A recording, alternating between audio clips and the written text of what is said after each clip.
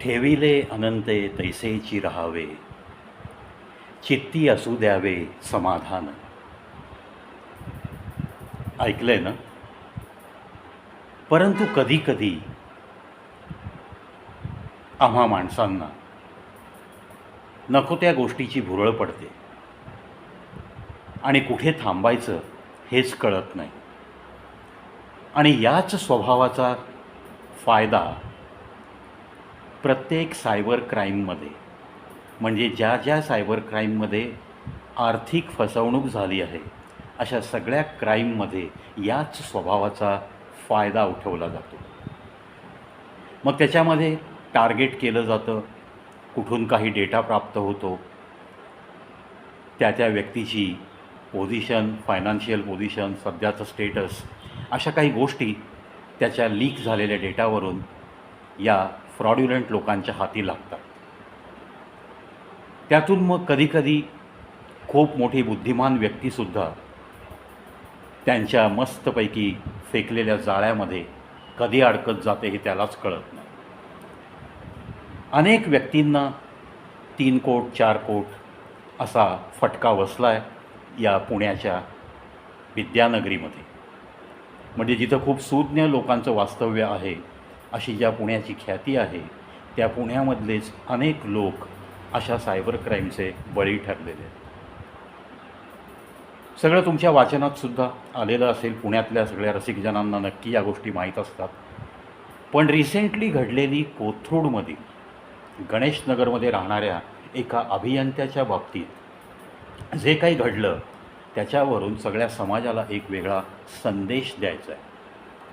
तो म्हणजे एकतर तुमच्याकडं जे आहे त्यामध्ये तुम्ही समाधानी राहणं शिकलं पाहिजे. पैशाने पैसा वाढवता येतो, पण तुमची सतसत विवेकबुद्धी जागृत ठेवून थोडंसं सावधानतेने पावलं जर उचलली तरच त्या पैशाने पैसा तुम्ही वाढवू शकता. नो डाऊट आज जे जीवनमान आहे त्याच्यामध्ये सुधारणा करण्यासाठी प्रत्येक माणूस धडपडतो, हा आपला स्वभाव धर्म आहे. त्याच पद्धतीने एक 66 वर्षीय engineer, resident of Ganeshnagar, Kothrud, Pune, हे काही गुंतवणुकीचे पर्याय ऑनलाईन शोधत होते.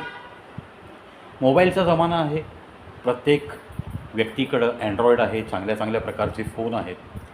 मग ज्याला आता वय वर्ष 66, सेवानिवृत्तीनंतरचं वय, म्हणजे मी गमतीने म्हणतो आता बंद घड्याळ, म्हणजे दिवसभर अख्खा तुम्ही रिकामे आहात. तुम्हाला कुठेही मस्टरवर सही करायला जायची धावपळ करायची गरज नाही आहे. तुम्हाला खूप मोठा पैसा कमवण्यासाठी आटापिटा करण्याचं तुमचं वय संपलेलं आहे. जे तुम्ही आता आटापिटा करून कमवलं आहे थोडंफार, ते कसं वार्धक्यापर्यंत टिकेल आणि कशा पद्धतीने शेवटच्या क्षणीसुद्धा जर काही आरोग्याच्या बाबतीत तक्रारी निर्माण झाल्या तर तो दवाखान्याचा, आरोग्याबाबतचा खर्च करण्याइतकी तुमची स्वतःची रक्कम तुमच्याकडं असावी, या माफक अपेक्षांसह जगण्याचं वय म्हणजेच हे 65 नंतरचं वय. अशा या 66व्या वर्षी या अभियंत्यांना स्वतःकडं असलेला पैसा अजून कशा पद्धतीने वाढवता येईल, बँकांचे व्याजदर दिवसेंदिवस कमी होत चालले, ही खंत मनाला त्यांना बोचत राहिली. त्यातून अभियंत्याचं जीवन जगलेली ही व्यक्ती, 2-3 कोटी रुपये त्यांच्याकडं पडीक आहेत असं एक मानसिक समाधान घेत जगणारी व्यक्ती, आणि ऑनलाईन त्यांना एके ठिकाणी शेअरच्या बाबतीत नॉलेज देणाऱ्या एका व्यक्तीचा कॉन्टॅक्ट झाला. त्याने मग शेअर मार्केटमध्ये कशा पद्धतीच्या संधी तुम्हाला उपलब्ध आहेत, कशा पद्धतीने तुमच्या पैशाची वाढ होऊ शकते, वगैरे वगैरे त्यांनी सगळी माहिती त्यांना देण्यास सुरुवात केली. आणि अर्थातच काही माहिती योग्य वाटल्यानंतर त्यांनी गुंतवणुकीसाठी यस म्हणून कळवलं. मग त्यांना त्या सगळ्या फ्रॉड्युलंट लोकांचा त्यांच्या मागे पिछा सुरू झाला. एक ॲप त्यांना डाउनलोड करायला लावलं गेलं आणि मग त्या ॲपद्वारे त्यांना हळूहळू थोडी थोडी गुंतवणूक करायला लावली. ही गुंतवणूक केल्यानंतर त्या व्यक्तीला एक प्रकर्षाने जाणवलं, अर्थात त्या लोकांनी त्यांना जाणवू दिलं सगळं, की जे काही गुंतवणूक त्यांनी केली आहे त्या गुंतवणुकीमध्ये कशा पद्धतीने भरमसाठ वाढ होती आहे असे आकडे त्या ॲपच्याद्वारे त्यांना स्वतःच्या मोबाईलवर पाहता येऊ लागले. अर्थातच कोणत्याही माणसाचा विश्वास बसेल अशीच ही घटना, की आपण गुंतवणूक जो पर्याय उपलब्ध आपल्याला झालेला आहे आणि जो आपण वापरात आणला आहे त्याच्यामध्ये आपल्याला यश मिळतं आहे, आपण यशस्वी होतो आणि आपल्याकडच्या 10 रुपयाचे खूप लवकर 15 रुपये झालेत, हे पाहिल्यानंतर कोणत्या माणसाला आनंद होणार नाही. आणि अर्थात याच आनंदाचा गैरफायदा घेण्यास सुरुवात झाली. त्यांच्याकडून हळूहळू जास्तीची गुंतवणूक मागवली गेली आणि हा आकडा पाहता पाहता 2,03,00,000 रुपयावरचा झाला. 2,03,00,000 रुपये गुंतवल्यानंतर या व्यक्तीला असं वाटायला लागलं की आता आपली ही 2 कोटीची रक्कम भरमसाठ म्हणजे 5-6 कोटी नक्की होईल लवकरात लवकर, आणि त्या आशेवर त्यांनी ते तपासायला सुरुवात केली. आकडे वाढलेले काही काळ दिसले, त्यानंतर त्यांनी पैसे काढण्यासाठी फोन करायला सुरुवात केली. त्यानंतर त्यांना सांगण्यात आलं की तुमचे पैसे जे काही 2,03,00,000 गुंतवलेत ते तुम्हाला भरघोस वाढीच्या सह नक्की मिळतील, फक्त तुम्हाला त्याच्यावरती एवढा टॅक्स बसेल, त्यामुळे ती टॅक्सची अमाऊंट भरावी लागेल. त्याच्यासोबत तुम्हाला हे सगळं करण्यासाठी खूप मोठं प्रोसेस आहे, त्या प्रोसेसिंग फीसाठी तुम्हाला काही पैसे पाठवावे लागतील. अशा काही गोष्टी समजल्यानंतर त्यांना याच्यामध्ये संशय येऊ लागला.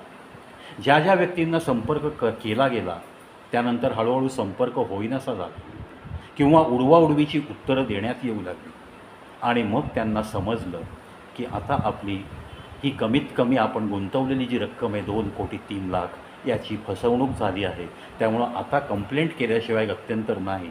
अशा निष्कर्षाला हा अभियंता, सेवानिवृत्त झालेला 66 वर्षाचा अभियंता त्या निष्कर्षाला आल्यानंतर तक्रार करायला गेला.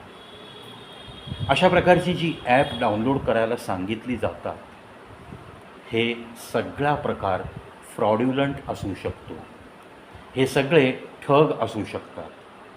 हे प्रत्येक माणसाने खरं लक्षात घ्यायला हवं. आता ही एक बाब उघडकीस आलेली नाही आहे. अशा जवळपास गेल्या 7 ते 8 महिन्यात पुणे शहरात माझ्या ऐकण्यात 4 ते 5 मोठ्या घटना आहेत, ज्याच्यामध्ये रक्कम ही 1 कोटीच्या पुढची. मग असे छोट्या छोट्या अमाऊंटनी फसलेली लोकं कितीतरी असतील, ज्यांची सगळी आयुष्याची त्यांनी पुंजी कदाचित तिथं घातली असेल. ते विसरून पण गेले असतील एक वाक्य की don't put your everything in one basket. होतं काय मित्रांनो की म्हातारपणासाठी ठेवलेला काही तुमचा रिझर्व्ह फंड हा जर तुम्ही अशा पद्धतीने इन्व्हेस्टमेंटच्या खाईमध्ये टाकत गेलात आणि तिथं जर तुमची फसवणूक झाली तर तुम्ही होत्याचे नव्हते होऊ शकता. ही गोष्ट प्रत्येकाने लक्षात घ्यायची. शेवटी या जीवन प्रवासामध्ये जेव्हा तुम्ही या उतार वयात येता 65-70 यामध्ये जेव्हा तुम्हाला असं वाटतं की आता माझ्या जबाबदाऱ्या सगळ्या संपल्या आहेत, माझी मुलं आता वेल सेटल्ड आहेत, मला माझ्या मुलांना काहीही द्यावं लागत नाही आणि मी सुद्धा सेल्फ सफिशियंट आहे, मलासुद्धा चांगली 60-70 हजाराची पेन्शन आहे, मलासुद्धा रिटायरमेंटनंतर 1 कोटी 2 कोटी 3 कोटी 4 कोटी जी काही ज्या पोस्टवर आपण काम केलेलं असतं त्याप्रमाणे माझ्याकडं पण रक्कम आहे, मग मला कोणाची गरज भासू नये म्हणून मी हा माझा पैसा अजून वाढवायचा का? हा पहिल्यांदा अंतर्मनाला प्रश्न विचारा. जो आहे तो तुम्हाला पुरणार नाही आहे का? ऐशो आराम किंवा ऐशची जिंदगी किती म्हणून ऐश करायची आयुष्यात? प्रत्येक व्यक्तीने ही ऐश करता करता कुठे थांबायचं हे नक्की ठरवता आलं पाहिजे ना. इन्व्हेस्टमेंट करण्याचं वय हे तुमचं 65-70 नंतरचं क्वचितच नाही आहे. म्हणजेच फक्त तुम्हाला म्हातारपणी उपयोगी पडावा अशा पद्धतीच्या सिक्युअर्ड इन्व्हेस्टमेंट एकदाच तुम्ही करून ठेवायच्यात till attaining the age of 65. त्याच्यानंतर खूप मोठी हाव मनात ठेवून स्वतःचा पैसा वाढवण्यासाठी उगाच कुठेतरी इन्व्हेस्टमेंट करून कुठला तरी मोठी उडी घेणं, याच्यातनं सुद्धा तुम्ही खड्ड्यात पडू शकता. कंपन्यांची माहिती न करून घेता नको त्या कंपन्यांचे शेअर परचेस करणं, उगीच या मित्रांनी गुंतवणूक केली त्या मित्रांनी गुंतवणूक केली म्हणून नको तिथं लँडप्लॉट घेणं, या गोष्टी म्हातारपणामध्ये करायची आवश्यकता नाही. खूप मोठं नॉलेज आहे त्याच क्षेत्रात तुम्ही आहात, तिथं मी या वयाचं बंधन घालणार नाही आहे. तिथं तुमची बुद्धिमत्ता ती तुमचा कस लावते आणि तुम्हाला तो कॉन्फिडन्स देते, त्यावेळेस तुम्ही नक्की त्या क्षेत्रामध्ये पुढे पुढे जात राहा. कुणालाही डॉमिनेट करणं किंवा कुणालाही डिस्करेज करणं हा माझा हेतू कधीच नाही आहे. मी नक्कीच एनकरेज करेन, परंतु जेव्हा तुम्ही उत्तरार्ध चालू होतो आयुष्याचा, तेव्हा थोडंसं डिफेन्सिव्ह असणं हे केव्हाही गरजेचं आहे. सुनील गावस्करला आता आजकाल IPLमध्ये बोलवलं जातं का? नाही बोलवलं जातं. IPL हा लिमिटेड ओव्हर्सचा हा एक तरुणांचा खेळ आहे. कोटी कोटी रुपयांनी प्लेयर्सची लिलावामध्ये बोली होते. हे उदाहरणसुद्धा खूप बोलकं आहे. म्हणजेच क्रिकेटमधनं जेव्हा 39, 40, 42 या वयाला सेवानिवृत्त होतात क्रिकेटर्स, तेव्हा ते कुठल्यातरी टीमचा प्रशिक्षक म्हणून काम करतील, मॅनेजर म्हणून जातील, सोबत जातील, कॉमेंटेटर म्हणून जातील. अशा विविध भूमिकांमध्ये तुम्हाला रविशास्त्री, सुनील गावस्कर हे आजही दिसतात. त्याच पद्धतीने आपण आपल्या आयुष्याचं गणित का आखू नये असा सवाल मी प्रत्येक 65 ओलांडलेल्या सुशिक्षित आणि सधन कुटुंबातल्या वरिष्ठांना, ज्येष्ठ नागरिकांना विचारतो. अशाच पद्धतीने आपल्या जीवनाची आखणी करा. Try to be defensive after attaining the age of 65. When you are in between 65 to 70, you must be cautious as far as any type of investment is concerned. इतकंच सांगतो. सोशल अवेअरनेस या कॅटेगरीमध्ये हा व्हिडिओ मुद्दाम बनवला आहे की ज्या अभियंत्याची फसवणूक झाली आहे, ज्या पद्धतीने ही फसवणूक झाली आहे, अँड्रॉईड फोनवरती तुम्हाला अशी काही ॲप डाउनलोड करणारी कोणी सांगणारी मंडळी भेटली, इथे इन्व्हेस्ट करा, तिथे इन्व्हेस्ट करा, त्याची संपूर्ण खातरजमा केल्यानंतरसुद्धा तुम्ही थोडंसं तिथे बचावात्मक पवित्रा घेऊनच कमीत कमी इन्व्हेस्टमेंट करा. हे सुद्धा मी आवर्जून सांगतो, कारण मानवी स्वभाव आहे, त्या स्वभावाला खोडा घालणं कोणालाही जमत नाही. हे एक त्रिकालाबाधित सत्य आहे. चला त्यातल्या त्यात काळजी घेऊयात, यासाठीच हा व्हिडिओ प्रपंच.